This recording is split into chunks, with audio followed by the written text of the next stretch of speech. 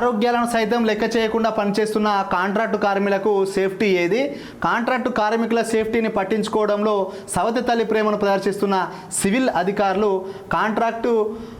Singareni contract కార్మిక సంఘం CITU రాష్ట్ర అధ్యక్షుడు దుర్గం శ్రీనివాస్. వాస్తవానికి ఇటు సింగరేణిలో సివిల్ వర్క్ చేసే వాళ్ళంతా పారిశుద్ధ్య కార్మికులు, కాంట్రాక్ట్ లేబరే ఉంటారండి. ఎవరన్నా కాంట్రాక్టర్కు కాంట్రాక్ట్ వస్తే ఈ లేబర్ని పెట్టుకుంటారు.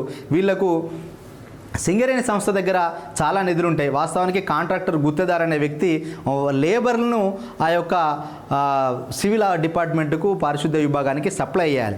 సప్లై చేసిన తర్వాత వాళ్ళు చెత్త ఊడ్చే పని చేస్తారా, చెత్తను ట్రాక్టర్లో వేసే పని చేస్తారా, లేకపోతే పారలతో పని చేస్తారా, కట్టర్తో పని చేస్తారా, గుణపాలతో పని చేస్తారా అనేది సంబంధించిన మెటీరియల్ కూడా సింగరేణి విభాగమే కొనుగోలు చేసి వాళ్ళకి ఇవ్వాలి. చేతులకు గ్లౌజులు ఇవ్వాలి.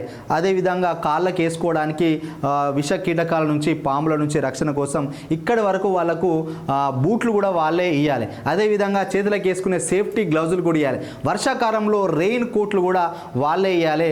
అదేవిధంగా సింగరేణి ఆధ్వర్యంలో, సింగరేణి సంస్థ ఆధ్వర్యంలో ఏరియా హాస్పిటల్స్ ఉంటాయి కాబట్టి అందులో వీళ్ళు వెళ్ళినప్పుడు వీళ్ళకు కనీసం అవుట్ పేషెంట్గానైనా ట్రీట్మెంట్ ఇవ్వాలి. ఇలాంటి సదుపాయాలు లేకుండా మరి వీళ్ళేమో చాలామంది వీళ్ళు ఎక్కువ కాలం బతకరు. ఎందుకంటే ఈ యొక్క పారిశుద్ధ్య పని చేసే వాళ్ళ ముక్కుల్లోకి, ఊపిరితిత్తుల్లోకి అంటే పొగ కానీ, వ్యర్థాలు కానీ వాళ్ళు ఆ పని చేసేటప్పుడు వీళ్ళకు ఎక్కువగా డెంగ్యూ, చికెన్ బారిన పడుతుంటారు, మలేరియా ఇట్లాంటి వాటి రోగాలకు కూడా బారిన పడుతుంటారు. వీళ్ళందరికీ సరైన ఆరోగ్య పరిస్థితి ఉంటాయి. వీళ్ళ యొక్క ఆయుర్దాయం కూడా తగ్గుతున్నప్పుడు ఏం చేయాలి?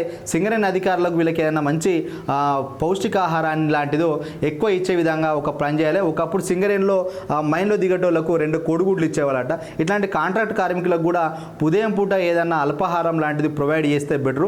లేదంటే వాళ్ళకి కాంట్రాక్టర్కి ఇచ్చే దాంట్లో కొంత ఎక్కువ డబ్బులు పెంచైనా వీళ్ళకి ఇవ్వాలి. ముఖ్యంగా సేఫ్టీ విషయంలో ఇప్పుడు నేను చెప్పిన వస్తువులను కొనుగోలు చేసి ఇవ్వాలి.